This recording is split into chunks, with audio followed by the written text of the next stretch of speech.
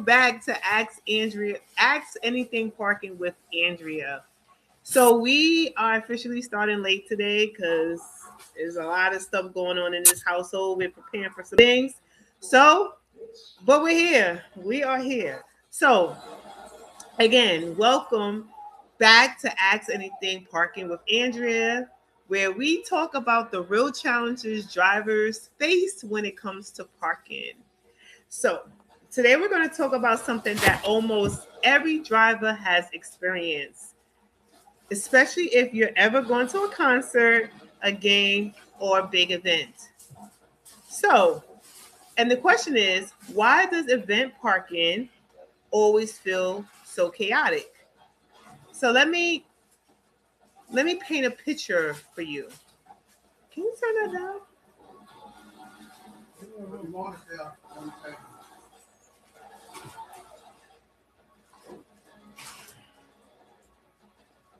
Thank you. Yeah, we're live. So imagine this. So let me paint a picture for you. Imagine this. You're heading to a sold out concert. Maybe it's a game, a comedy show, um, and the streets around the venue are almost packed. Cars everywhere. People are walking towards the arena. Traffic is building up. So you decide to do the most responsible thing to do. You pull out your phone, open up a parking app, and you reserve a space ahead of time. Right? Perfect, right? You think, great, problem solved. When I get to the location, I don't have to worry about parking. I could just pull up and show my booking, and I'm good to go, right? And then you pull up to the entrance to the parking garage, and the attendant tells you, sorry, we're full. We have no more spaces. And now you're thinking, wait, how are you full? Like I just reserved the space. Suddenly you stress, you're late for the event because you figured I have time. Like I'm good, right? Now you're back on the street trying to figure out where to go next. if have you ever had that experience? You are not alone. I've witnessed that myself. I witnessed people showing up at the garage for an event. They reserve their space, and when they show up, the parking garage is full. So and it's stressful at that moment because now you got to figure out, especially if you're not from that area, you're traveling from one borough to the next borough. So you're not, if you're coming from Queens and you're going to Brooklyn, or if you're going from one town to the next town and you're not familiar with that area, you don't even know where to look for parking, right? And most of the garages in that area are probably full because they all are attending the event. Most of the people parked there are attending the event. So for most drivers, event parking feels like a gamble. You may start by searching online. You might try one of the parking apps. You might even drive around the area hoping to spot a garage with availability. But once you're close to the venue, everything changes. Traffic slows down. Cars start circling, and you can't find any spaces. Right? People are stopping in the middle of the street, asking attendants for pricing, and drivers are trying to make decisions in real time. So going into the garage, is that one cheaper? You're asking these questions. Should I go into this garage? Is that one cheaper? Does this one still have space? Now to add on one more thing, sometimes you did reserve the space on the app, but when you arrive, something doesn't match what you expected. And maybe the garage is already full. Maybe they're prioritizing drivers that pulled up, right? The drive up customers who didn't have a reservation. Or maybe several drivers arrive at the same time. That's when frustration starts. So now let's talk about why this happened. Why does this happen? Because a lot of people assume the app is the problem, but the real issues is something bigger. Event demand spikes. When a major event happens, hundreds, sometimes thousands of cars are trying to park within the same 30 to 60-minute window. That's very different from a normal daily parking, right? Some garages sell spaces online and on site at the same time. So inventory systems are not perfectly real time. We know that. And sometimes garages have to deal with unexpected situations like drivers showing up without reservations or people overstaying their time. Sometimes the parking garage will say, well, how, if you ever notice when you go to a garage, they say, what time are you leaving? Right? They're trying to get an idea of how long you're going to be in that space. And you say, well, I'm leaving at 1 o'clock. And then you wind up coming back at 6 o'clock, right? They didn't anticipate that. So that could be another thing that kind of causes problems.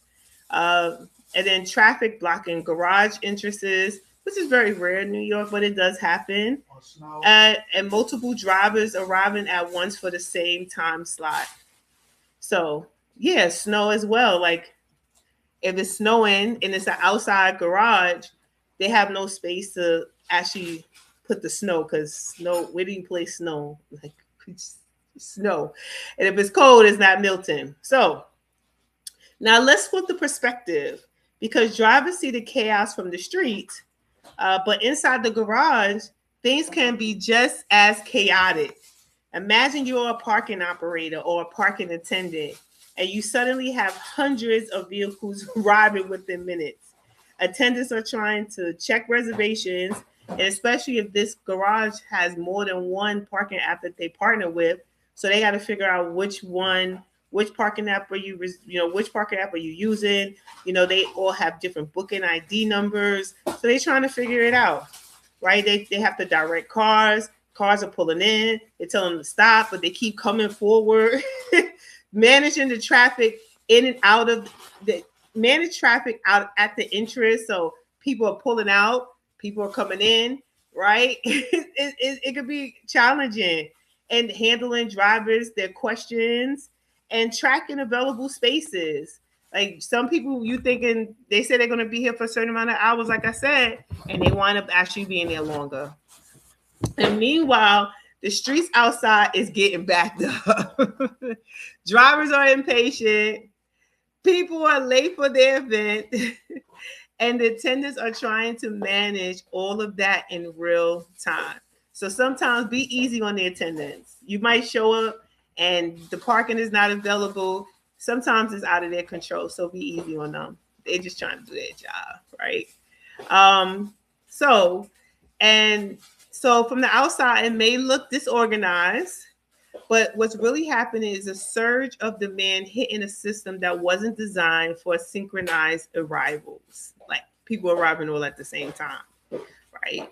So what's the real issue? It's coordination. There are three major things happening at the same time. Drivers trying to find parking, garages trying to manage the spaces, and event traffic hitting the area all at once. So when those three things aren't well coordinated, drivers end up circling the block, which I did earlier today. Like, it's crazy. Double parking, which you don't want to get a ticket for because you will get ticketed. Blocking intersections, you would get a ticket for that too. And garages get overwhelmed with arrivals, and when they get overwhelmed with arrivals, they get frustrated as well, and it could be frustrating for them in those particular moments. That's why event parking can feel chaotic, even when technology is involved. So here's the interesting part. The problem is actually solvable. Imagine if drivers could see accurate event parking availability ahead of time. Imagine if garages could prepare for incoming demand before the event even starts. That'd be awesome, right? And imagine if drivers could arrive knowing their space is ready and not show up wondering if the space is not, wondering if they are going to have a space. Because some of the apps, they'll say, well, guarantee your money back if the space is not available. But sometimes people don't want the money. They want the space. I pay for the space. I don't want to have to worry about finding another place to park my vehicle. So that kind of coordination is where parking technology is starting to go. And it's actually part of the thinking behind what we're building at Plenty, where we focus a lot on helping drivers and parking locations coordinate better during high demand moments like events. Because at the end of the day, parking shouldn't feel like a gamble, it should feel predictable.